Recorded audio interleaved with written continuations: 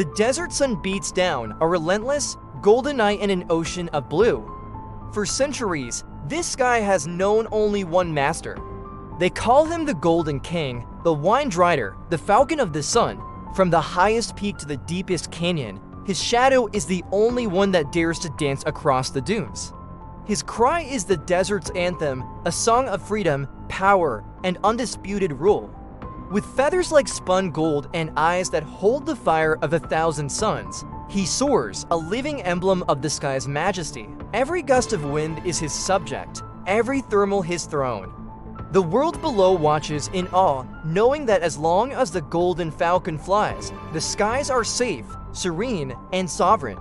But sovereignty is a fragile crown. One day, the horizon began to boil. The familiar, comforting blue bled into a bruised purple and a sickly gray. The air, once dry and clear, grew heavy, thick with a scent of ozone and impending doom. The wind, usually the Falcon's loyal servant, began to shriek and turn against him. This was not a natural storm, this was an invasion. From the heart of the roiling clouds, a form of impossible scale began to emerge. It was a serpent, but a serpent born of tempests and rage, the Serpent of Storms. Its body was a twisting vortex of dark clouds, kilometers long, slithering through the heavens. Its scales were not of keratin, but of raw, crackling lightning. Its hiss was the rumble of distant thunder, and its eyes burned with the cold, white light of a lightning strike. The desert creatures, who had lived their lives under the Falcon's peaceful reign, now scurried for cover, their instincts screaming of an ancient, world-ending power. The sky, once a kingdom of light, was now a battlefield. The Serpent of Storms had come to claim its new domain, and it would drown the world in darkness to do so. The Golden Falcon, perched on his high cliff, watched as his kingdom was desecrated. His heart, usually calm and steady, now pounded with a warrior's rhythm. This was more than a challenge, it was a sacrilege. With a cry that tore through the booming thunder, the Falcon launched himself into the sky. He was no longer just a king, he was a guardian, a final bastion of light against the encroaching shadow.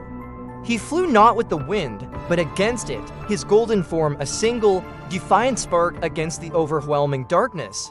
The Serpent of Storms turned its monstrous head, its lightning-filled eyes locking onto the tiny, brilliant figure. A low, guttural roar of thunder echoed, a challenge accepted. The two legends, one of light and one of darkness, were now on a collision course.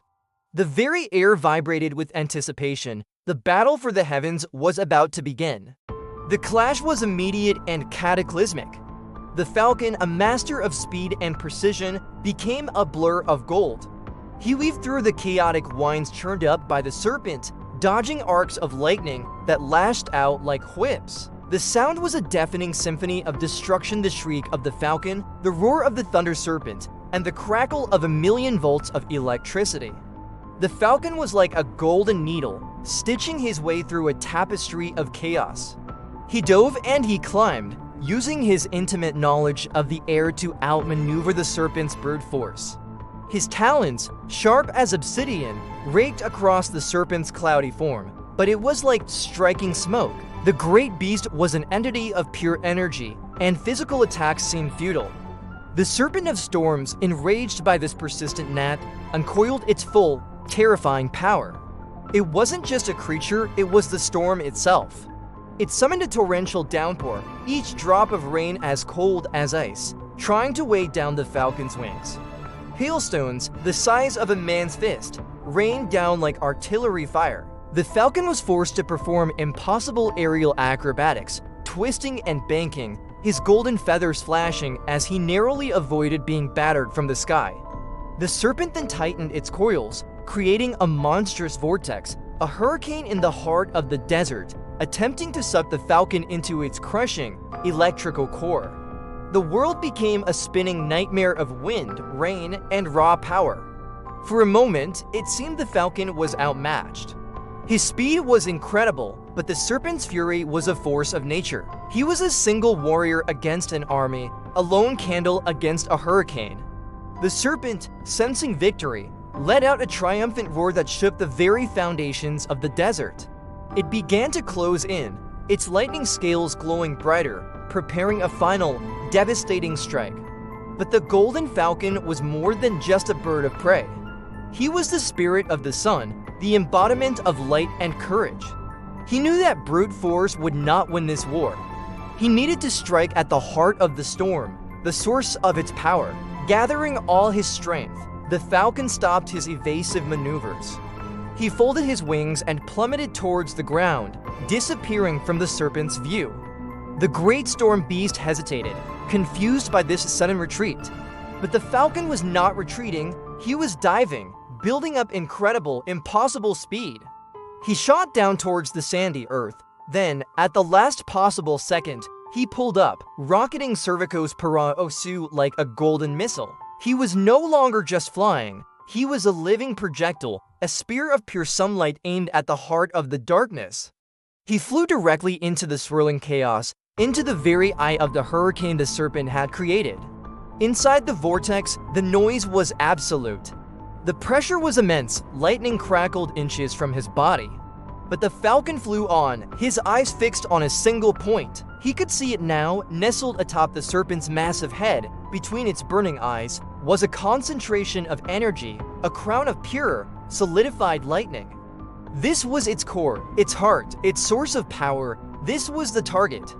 With a final, piercing shriek that was a prayer to the sun itself, the golden falcon struck. Talons first, he slammed into the serpent's crown. For one silent, eternal moment, everything factories. The world was bathed in a light so pure, so blindingly brilliant, it was as if a new sun had been born in the heart of the storm.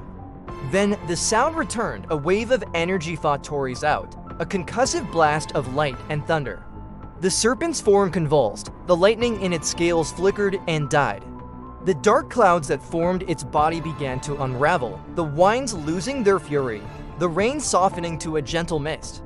The monstrous vortex collapsed, and the deafening roar of the storm was replaced by a soft, fading hiss. The Serpent of Storms, the ancient terror of the skies, was dissolving, its power shattered, its essence returning to the natural elements from which it was born. The oppressive darkness receded, and a single, golden sunbeam broke through the parting clouds.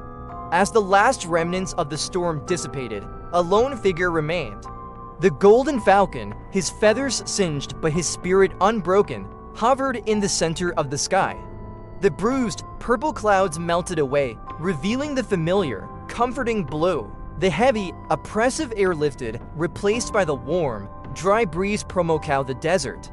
The falcon let out a cry, but this time, it wasn't a battle cry. It was a cry of victory, of reclamation, a cry that echoed across the now peaceful dunes. The sky, once contested, once on the brink of eternal night, belonged to the falcon once more. He had faced the tempest and emerged as the undisputed king, his legend no longer just written on the wind, but now forged in lightning and thunder. Thank you so much for journeying with us through this epic tale. If you enjoyed this story of courage and light, please hit that like button and subscribe to our channel for more myths and legends. Don't forget to ring the notification bell so you never miss an adventure. Until next time, keep looking up.